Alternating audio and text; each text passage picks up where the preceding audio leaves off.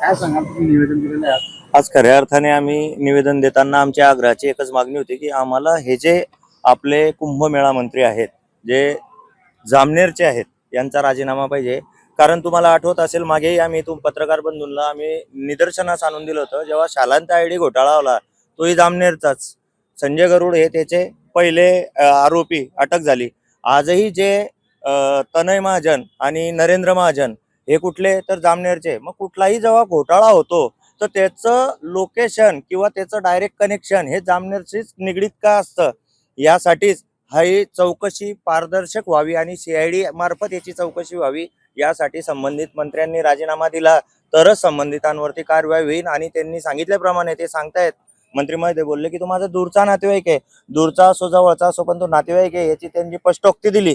पण खऱ्या अर्थाने त्यांना या नातेवाईकांना का अटक करणं असे ना, पण त्याच्यासाठी मंत्री महोदयांचा मंत्रीपद आम्हाला अडसर ठरणार आहे. यांनी राजीनामा देऊन जेव्हा सखोल चौकशी होईल तेव्हाच या कुंभमेळ्याला काय खऱ्या अर्थाने 35,000 करोडचा जो बजेट आहे, हा हिंदू धर्माची आणि हिंदूंच्या भावनांशी निगडीत विषय असल्या कारणाने याची पारदर्शक चौकशी व्हावी आणि संबंधितांवरला अटक व्हावी. पण सर्वात महत्वाचं आहे की गिरीश महाजनांचा राजीनामा व्हावा. प्रमोद गंगाधर घुगे, तालुका प्रमुख, शिवसेना, उद्धव बाळासाहेब ठाकरे पक्ष. काय सांगाल तुम्ही आज जिल्हाधिकारी प्रशासनाचं निवेदन दिलेलं आहे कुंभमेळा संदर्भात, काय प्रकरण आहे? मागील काळामध्ये आपण बघितलं की नाशिक येथील सिंहस्थ कुंभमेळा याचं 35,000 कोटीचं बजेट आहे आणि याची कामाची सुरुवात होत असताना 591 कोटीचे बोगस टेंडर घोटाळे आता काल परवामध्येच निघाले.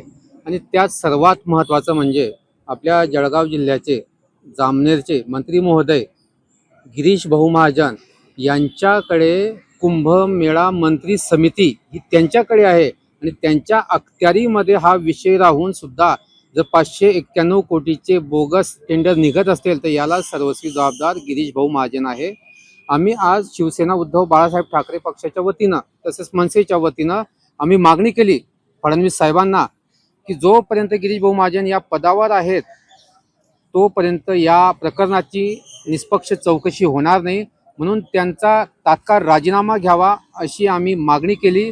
आणि दुसरं महत्त्वाचं म्हणजे आम्ही जिल्हाधिकारी महोदय यांच्यामार्फत फडणवीस साहेब तसेच गिरीश भाऊ महाजन आणि नाशिक त्र्यंबकेश्वर कुंभमेळा प्राधिकरणाचे अध्यक्ष डॉक्टर प्रवीण गेडाम साहेब तसेच त्यांचे कुंभमेळ्याचे आयुक्त शेखर सिंह यांना आम्ही 2 वस्तू पाठवल्या. एक साबण पाठवले.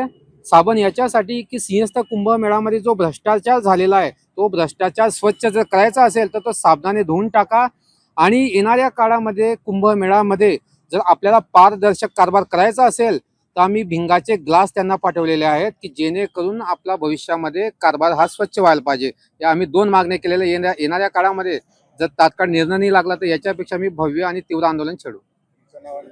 प्राध्यापक भाऊसाहेब सोनवणे, शिवसेना उद्धव बाळासाहेब ठाकरे पक्ष, उपजिल्हा प्रमुख, जळगाव जिल्हा.